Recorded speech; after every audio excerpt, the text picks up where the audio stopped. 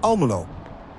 Een naam die resoneert met middeleeuwse echo's, ontleend aan olmenhout en bosgrond. Ontstaan rond het markante huis Almelo, verkreeg het al vroeg stadsrechten, hoewel het, zonder muren, nooit een militaire rol speelde. Eeuwenlang domineerde de familie van Rechteren Limburg, terwijl watermolens het stadsbeeld bepaalden. De industriële revolutie transformeerde Almelo ingrijpend. Vanaf de 19e eeuw werd de stad het kloppend hart van de textielindustrie, gevoed door stoomkracht, kanalen en spoorwegen. Deze bloeiperiode liet een erfenis na van imposante fabrikantenvilla's, stille getuigen van immense welvaart.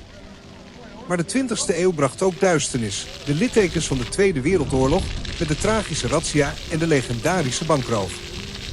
Na de oorlog volgden overstromingen en de pijnlijke neergang van de textielindustrie. Almelo moest zichzelf opnieuw uitvinden. Grootschalige stadsvernieuwing veranderde het aanzicht, waarbij oude structuren plaatsmaakten voor het nieuwe, hoewel belangrijke monumenten bewaard bleven. Een stad gevormd door water, adellijke invloed, de opkomst en ondergang van industrie en een voortdurende drang tot transformatie. De Grote Kerk in Almelo is een stadskerk van het type kruiskerk. Het koor, uit 1493 en daarmee het oudste stukje gebouw in de stad Almelo, behoorde tot de voormalige slotkapel. De rest dateert uit 1738. In 1873 is de kerk nog verbouwd en in 1957 gerenoveerd.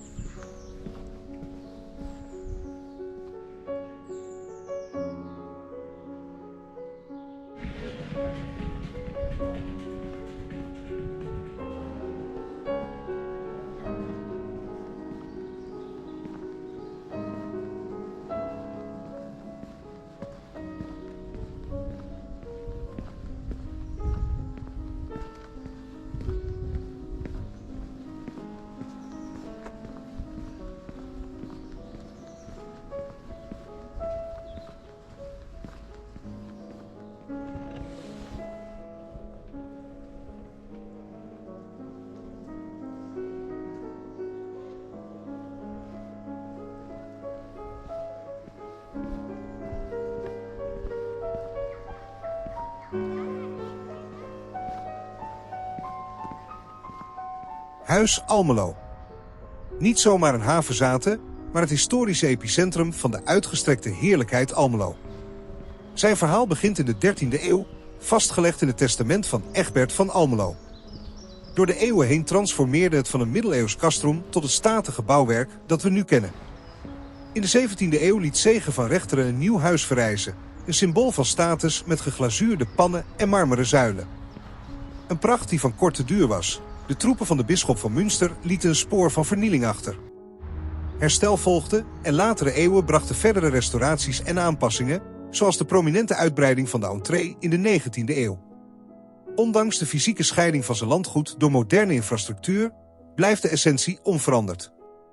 Huis Almelo is onlosmakelijk verbonden met de dynastie van Rechteren Limburg, die het al eeuwen bewoont en beheert, hun geschiedenis verweven met die van de stad zelf.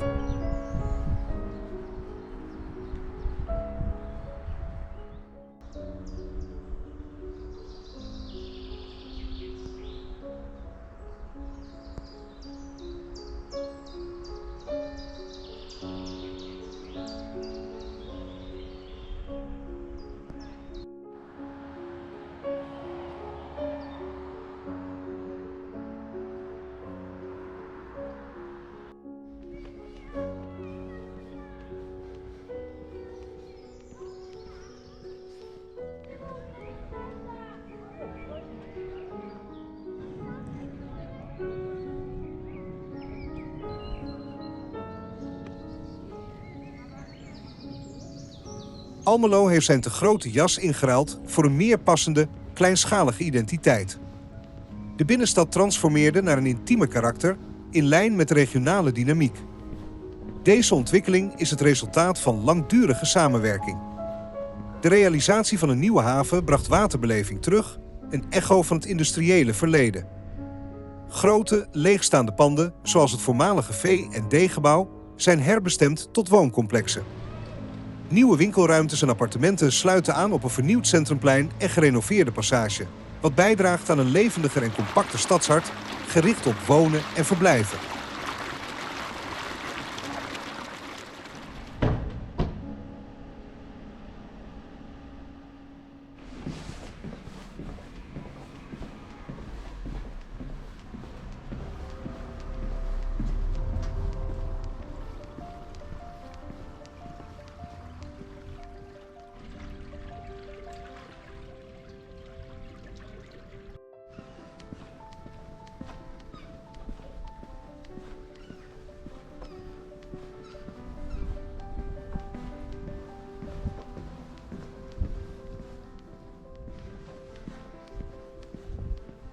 Stadsmuseum Almelo, gehuisvest in het historische Rectorshuis en het Heidapand, belicht de ontwikkeling van de voormalige heerlijkheid tot de moderne stad Almelo.